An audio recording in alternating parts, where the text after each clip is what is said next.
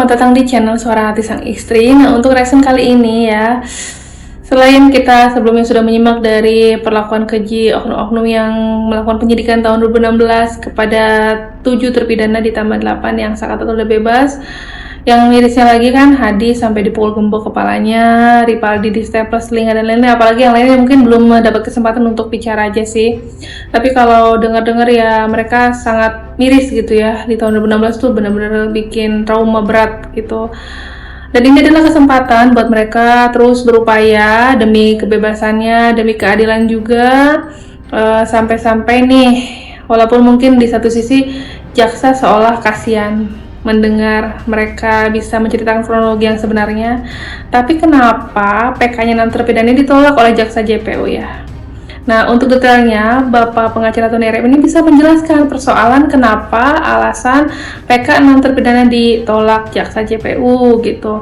Detailnya seperti apa? Kita simak bareng-bareng ya, jangan lupa komen. Jawaban jaksa selaku termohon peninjauan kembali atau kontra memorinya selaku termohon dalam peninjauan kembali menolak semua dalil-dalil atau alasan-alasan PK 6 terpidana, seperti adanya alasan keadaan baru atau novum. Itu ditolak oleh jaksa bahwa itu bukanlah keadaan baru atau bukanlah novum.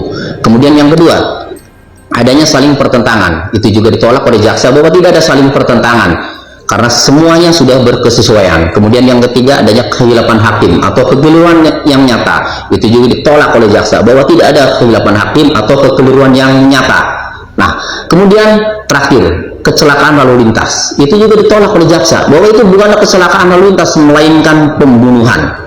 Wajar namanya jaksa selaku termohon pasti mempertahankan apa yang sudah ia dakwa, apa yang sudah ia tuntut, apalagi sudah divonis oleh hakim. Wajar ia mempertahankan, karena kalau jaksa selaku termohon PK itu mengiyakan dalil-dalil atau alasan-alasan pemohon, membenarkan alasan-alasan pemohon, maka ia pasti dimarahi oleh atasannya, pasti digantung oleh pimpinannya. Biarkan saja. Yang penting di sini ketika jaksa sudah menolak semua dalil-dalil atau alasan-alasan PK, tinggal penasihat hukum 6 terpidana ini harus bisa membuktikan alasan-alasan PK-nya, harus bisa membuktikan dengan alat bukti atau novum. Satu, dengan alat bukti yang diajukan nanti dapat membuktikan bahwa memang ada keadaan baru ya, ada bukti baru bahwa itu adalah kecelakaan.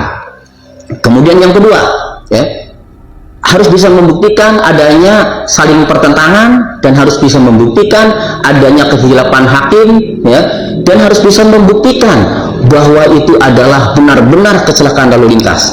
Oleh karenanya di momen yang sangat berharga ini dalam pemeriksaan PK ini ya, ada dua hal yang harus benar-benar diingat.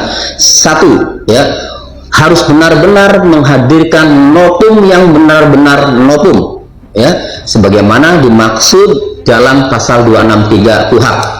Yang kedua, selain harus benar-benar novum, novum itu harus berkualitas. Yang berkualitas adalah novum yang mendukung dalil-dalil atau mendukung alasan-alasan PK sehingga dapat menguatkan dalil-dalil atau alasan-alasan PK-nya.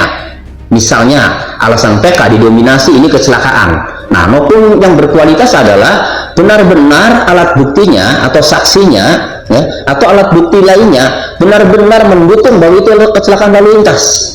Syukur-syukur ya bisa menghadirkan bukti baru berupa video atau rekaman CCTV yang dikategorikan saintifik sehingga telah dapat mematahkan dakwaan atau konstruksi hukum jaksa yang didakwakan oleh jaksa bahwa itu adalah pembunuhan. Keren itu kalau memang benar ada CCTV-nya itu bisa terungkap.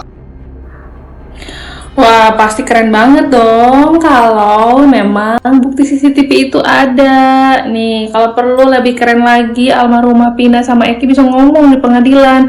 Kenapa, siapa yang bunuh, kalau terbunuh, kalau dibunuh, kalau kecelakaan, gimana posisi kecelakaannya, kena apa gitu kan. Ini kan masalahnya kurangnya bukti dan saksinya lebih ke arah malam itu kejadiannya di mana, malam itu mereka sedang apa. Coba bayangin ya, Ini kita yang jadi orang awam aja sekarang jadi ngerti hukum Indonesia itu seperti apa ya kan. Ya tidak semua sih, ini hanya salah satu contoh kasus aja yang sulit untuk diungkap gitu kan. Dan mungkin bisa jadi apakah mereka yang menolak itu siap menerima hukuman nanti di akhirat? Bisa jadi ya, karena kan ini korban salah tangkap nanti arahnya ke sana ya.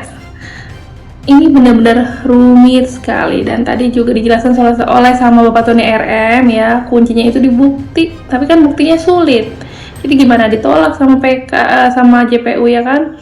Terus untuk nopum-nopumnya ini ya harus diperkuat lagi. Nopum-nopumnya ini harus benar-benar yang berkualitas ya. PR-nya nanti di pengadilan, PR-nya di pengacara yang dipimpin oleh Bapak Tony Hasibuan, oleh Pradi ini nih, sukses tidak untuk membebaskan mereka. Inilah taruhannya ya, nggak main-main, bukan 1 terpidana, 6 ditambah Sudirman jadi 7. Itulah PR yang untuk pengacara untuk membebaskan mereka seperti apa ke depannya. Nah, ini juga ada penjelasan lagi selain dari Bapak Tony RM ya. Sampai-sampai ya ini tuh Dr. Azmi tuh bilang gini, kasus ini seperti sengaja dihilangkan dan tak mau diungkap karena sempet kayak hilang, alot, muncul lagi viral ke media, redam, mundur, alot lagi, hilang, hampir hilang dengan kasus-kasus lainnya, mulai diangkat lagi viral. Yang paling konsisten itu mungkin salah satunya adalah Ibu Titin, pengacara yang nggak habis-habisan sampai sekarang terus membela 6 terpidana, berupaya kesana kemari. Alhamdulillah dibantu sama Pradi juga. Dan nanti saking kayak untuk menuju kebenaran tuh apa emang sesulit ini ya gitu kan. Kalau kita ingin hal yang jujur itu apa sesulit ini gitu kan. Kita dengar langsung dari Dr. Azmi ya, pakarnya ini tuh kayak mereka lebih paham lah. Berita acara yang dihasilkan dari tekanan ancaman tanpa pendampingan advokat, tanpa pendampingan penasihat hukum, seharusnya kan batal sejak awal. Jadi berita acara tersebut kan harus dikesampingkan, semestinya tidak bisa dipakai hal tersebut gitu loh, karena didasarkan pada hasil yang diperoleh dari ancaman dan kekerasan tanpa didampingi. Terus kalau itu tadi katakanlah memang bus kecelakaan segala macam, kenapa polisi harus bikin skenario baru? Saya bertanya-tanya lebih jauh ini gitu loh. Sama kami ya, juga mempertanyakan itu. Iya, kalau memang itu adalah kecelakaannya sudah tinggal ungkap memang kecelakaan, apakah kecelakaan tunggal, kecelakaan tabrak lari.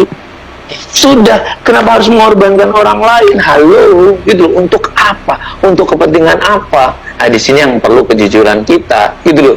Dan lagi-lagi kalau kita lihat ini Pak Rudiana ini seperti apa, kekuatannya seperti apa, kok bisa sih mengendalikan, kalau tadi Pak Susto bilang dari kabupaten tarik ke kota, unit dia apa segala macam. Lah ini orang siapa, kok bisa menggerakkan? Itu ada institusi loh, ada perwira-perwira tinggi, ada Kapolres, ada Kapolda, ada mungkin pimpinan-pimpinan yang tertinggi. Kok bisa segampang itu juga gitu loh, dan bisa ditelan mentah-mentah begitu aja. Ini adalah pembunuhan dengan pasal tunggal loh. Dan polisi, jaksa, termasuk hakim sepakat untuk menggunakan pasal itu. Tanda tanyanya cukup besar. Berarti apakah memang dari awal, lagi-lagi perkara ini memang benda perkara yang dipesan, perkara yang dikawal. Termasuk tadi media juga udah telan mentah-mentah tuh. Kalau kita lihat tracking, seolah-olah ada apa ini gitu loh, kok begitu ada kecepatan-kecepatan. Lagi-lagi kita belajar dari kesalahan, kita belajar dari kekeliruan, tidak ada, tapi kita ingin membangun negara lebih bagus.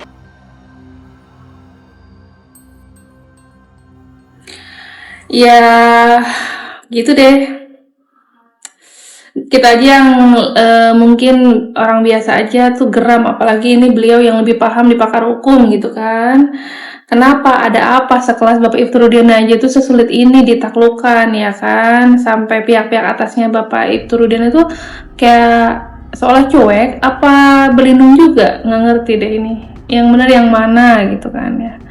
Kalau memang ini arahnya ke kecelakaan, segeralah diungkap lagi detailnya, diungkap kecelakaannya seperti apa. Benar ini kata Dr. Azmi, jangan ini anak orang ditahan-tahan, orang tuanya udah pada sepuh, udah pada tua, semoga masih bisa dampingi anak-anaknya sampai bebas.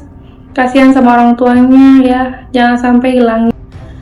Dan mungkin hikmahnya dari sebelumnya Peggy Setiawan ya kan pernah salah tangkap juga, walaupun Peggy Setiawan ini mungkin awalnya itu lebih mudah diusutnya gitu kan, dan dia bebas cepat gitu kan, di penjaranya kalau nggak salah cuma sebulan doang ya, itu pun karena proses persidangan dan lain-lain gitu kan. Tapi sekarang Peggy Setiawan terus mendukung 7 terpidana ya kan, agar mereka bisa bebas, apalagi 7 terpidana ini kan sudah 8 tahun gitu. Kita simak langsung aja nih, Peggy Setiawan terus tanpa putus hadir mendampingi 7 terpidana, mendukung lah, maksudnya lebih ke mendukung proses persidangan yang terus berlangsung. Kita lihat bareng-bareng ya dari Peggy Setiawan ini. Saya hari ini datang bersama Ibu Yanti, ada Pak Jaki juga, ada Pak Haji, ada Bu Sri, ada Bu Iwana juga di sini. Keluarga ya? Iya, ada tim kuasa hukum. Apa yang menghadiri sidang ini? Kami semua ke sini dalam rangka memberikan dukungan sih kepada mereka. Dan ini juga kedua kalinya saya ke sini bersama tim kuasa hukum saya. Tim pegang support. Tuh, support. Itu teman-teman juga sama gimana? Kalau misalkan mereka sih dua teman ya, cuman saya tahu orang aja gitu. Jadi kan saya sama kenal sama Sudirman gitu aja sih. Oh gitu. Seberapa yakin Mas Peggy mereka ini tidak bersalah? Insya Allah kalau misalnya menurut saya sih ya apa ya, Insya Allah yakin lah bahwa mereka tidak bersalah gitu. Dan yakin mereka akan bebas? Insya Allah yakin. Harapannya apa? Harapannya supaya mereka mendapat keadilan seperti apa yang saya rasakan. Mereka juga Sebelumnya sudah ada komunikasi belum dengan Sakatata atau teman-teman yang lainnya? kalau misalkan Sakatata udah ya, Sakatata mah udah. Jadi waktu saya main ke rumah Sakatata udah, tapi kalau mereka saya belum pernah. Ada rencana untuk ketemu mereka nggak di lapas? Kalau rencana sih belum ada sih. Tapi nanti insya Allah nanti kita bicarakan lagi gitu. Yang kuasa hukum Itu. Ya, sekarang dukungan dari semua pihak ya, yang mungkin pernah berhubungan atau berkaitan sama 6 terpidana ini mungkin sangat diperlukan, dengan kesempatan mereka sekarang terus mengikuti tahapan proses persidangan gitu kan. Apalagi ini PR banget buat kuasa hukumnya dari Pradi, seperti apa kekuatan hukumnya nanti untuk membebaskan mereka, karena kan dari sisi bukti CCTV aja ini sangat kurang ya, malah nggak ada kan itu bukti CCTV pada saat kecelakaannya.